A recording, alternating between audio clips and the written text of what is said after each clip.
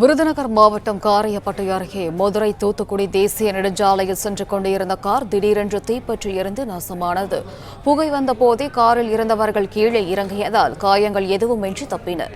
இது தொடர்பான கூடுதல் தகவல்களை தருகிறார் செய்தியாளர் மணிவண்ணன். வணக்கம், விவரங்கள் என்ன மணி? வணக்கம். விருதுநகர் மாவட்டம் காரியாபட்டி அருகே அதாவது மதுரை தூத்துக்குடி தேசிய நெடுஞ்சாலையில் சென்று கொண்டிருந்த கார் திடீர்னு தீப்பிடித்து இருந்ததால் பரபரப்பு ஏற்பட்டது.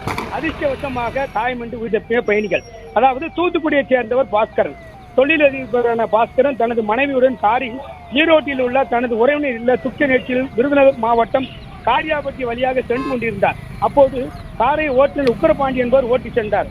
அப்போது கார் மதுரை தேசிய நெடுஞ்சாலையில் காரியாபட்டி அருகே பக்கலக்குண்டு பகுதியில் சென்று கொண்டிருந்த போது திடீரென காரிலிருந்து புகை வந்துள்ளது.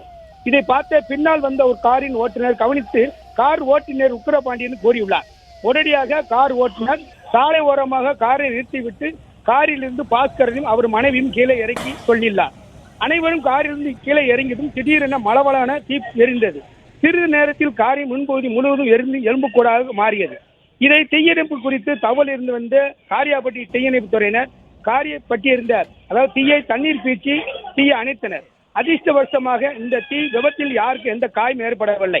இந்த விபத்து குறித்து காரியாபட்டி காவல் நிலைய போலீசார் விசாரணை மேற்கொண்டு வருகின்றனர். தேசிய நெடுஞ்சாலையில் கார் தீப்பற்றி என்ற சம்பவம் அப்பகுதியில் பெரும் பரபரப்பை ஏற்படுத்தியுள்ளது.